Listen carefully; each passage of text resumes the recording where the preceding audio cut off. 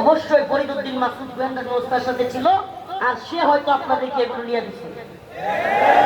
এটা একটা হইতে পারে, তাহলে আপনাদের লিয়াজও আছে, জাতির সামনে এটাকে ক্লিয়ার করবেন।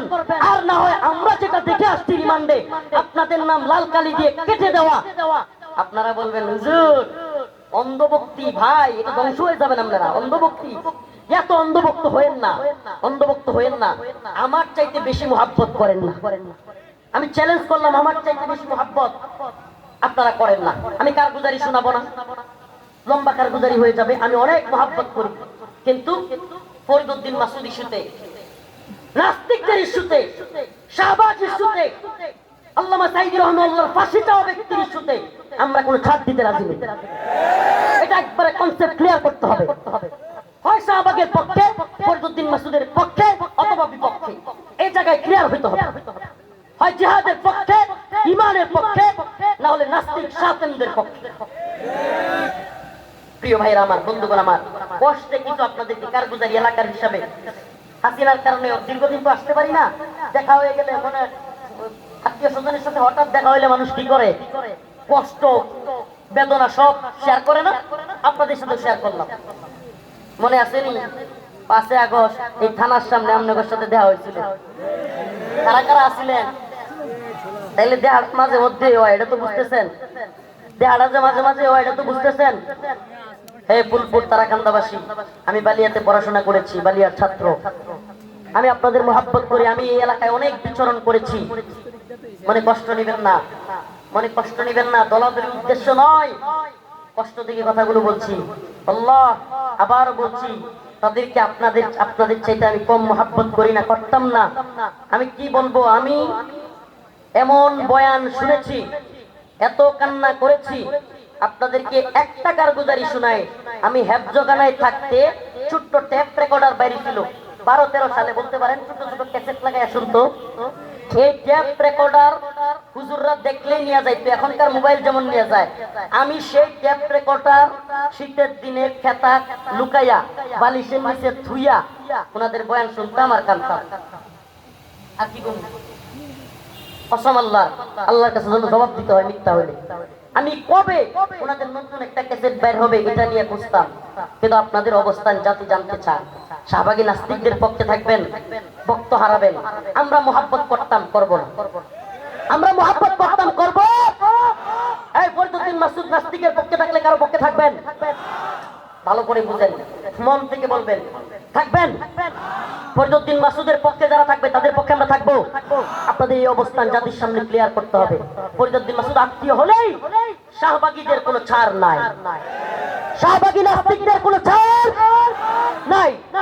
যা আল হক ওয়াজহাকাল বাতিল, বাতিল আল্লাহ পরাজিত করে দিয়েছে, পরাজিত করে ফেলছে। আপনি বাতিলকে বিজয় করতে চাইবেন আর আপনার সামনে হকের জান্ডাবাহীরা চুপ থাকবে, এটা আশাও করবেন না। কি করে ফেলবেন? আরে বিশ্বের সবচাইতে কুখ্যাত একজন জালেম তাগুতের নাম ছিল হাসিনা। নাম কি?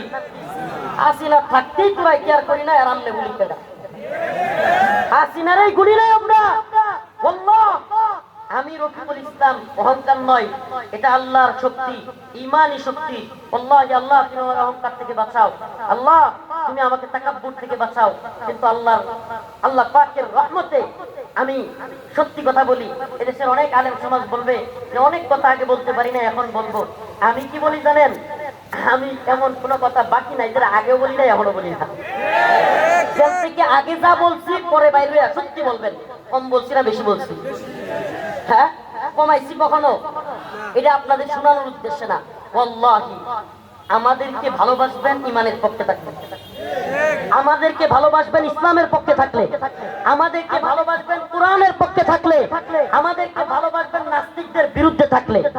আমি আমার কথা বলি, মামুনুল হক সাহেবের কথা বলি, শাইখুল হাদিসের সন্তান আল্লামা মামুনুল হকের কথা বলি, কিংবা বাংলাদেশের যত বড় আলেম, যত বড় পীর, যত বড় বক্তা হোক, নাস্তিকদের শাহবাগীদের পক্ষ নিবে, ইমানের দাবিতে তার পক্ষে থাকা যাবে। আল্লাহ পাক আমাদের সবাইকে হক বাতিল পার্থক্য করার তৌফিক দান করুন। সবাই বলেন আমিন। কেন কথাগুলো কষ্টে বললাম? বলবেন হুজুর এতক্ষণ তো খালি আলোচনা সমালোচনাই করলেন। না ভাই, এই জন্য করলাম, আল্লাহ না করুক আর একটা ফরিদউদ্দিন মাসুদ যেন তৈরি না হয়। আমার কথা মনে হয় বুঝেন নাই। আমাদের সুযোগের কারণে আজকের ফরিদউদ্দিন মাসুদরা যদি বেঁচে যায়, আগামী দিনে আরেকটা রুহুল আমিন, আরেকটা ফরিদউদ্দিন মাসুদ কওমি অঙ্গনে জন্ম নিবে কি নিবে না? আপনি দেখেন এই রুহুল আমিন সাহেবের কারণে আজকে আলেমরা আমরা কতটুকু বেইজ্জতি কল্পনা করা যায়, কান্না আসে। আমি দেখি ভিডিওটা আইরে মাঝে মাঝে চোখ বন্ধ করলেও বাসে। আমাদের জাতীয় মসজিদে এইভাবে জুতা দিয়ে দেয়, হাই রে খতিবগিরির লোক, খতিবগিরি এরে মনটা করতাম, এটা কোনো ভাষা পাই না। খতিবগিরি, আল্লাহ, এত বড় বুজুর্গ মানুষ, উপমহাদেশের শ্রেষ্ঠ একজন বুজুর্গ মানুষের ছেলে, অথচ কি পদস্খলন হয়েছে। অতএব বোঝা গেল, বাবা পীর থাকলে, বাবা হক্কানি মানুষ থাকলে সন্তানও যে ভালো হয়ে যাবে বিষয়টা এমন না। আলেমের গর্তে জালেমও হইতে পারে, ঠিক ঠিক না? পীরের গর্তে সিংড়ি পুরো হইতে পারে। অতএব সাবধান, আমার ব্যাপারেও সাবধান। ঈমান ইনসাফের সাথে না থাকলে, দ্বীনের পথে না থাকলে আমার বিরুদ্ধে আপনারা কথা বলেন, আমার বিরুদ্ধে কথা বলেন, বলে গেলাম। শুধু আমার বিরুদ্ধে নয়, যেই কথা বলুক তার বিরুদ্ধে কথা বলবেন। রাজি আছেন তো ইনশাআল্লাহ? আল্লাহ পাক আমাদের সবাইকে ঈমান ও ইসলামের পক্ষে থাকবার তৌফিক দান করুক।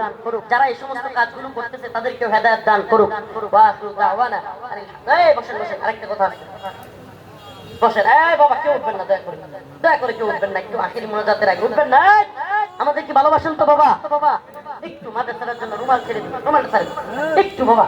5 টাকা 10 টাকা হোক, আমিও কিছু দিয়ে শরীক হই, আমার আব্বা নাই, সবাই শরীক হই।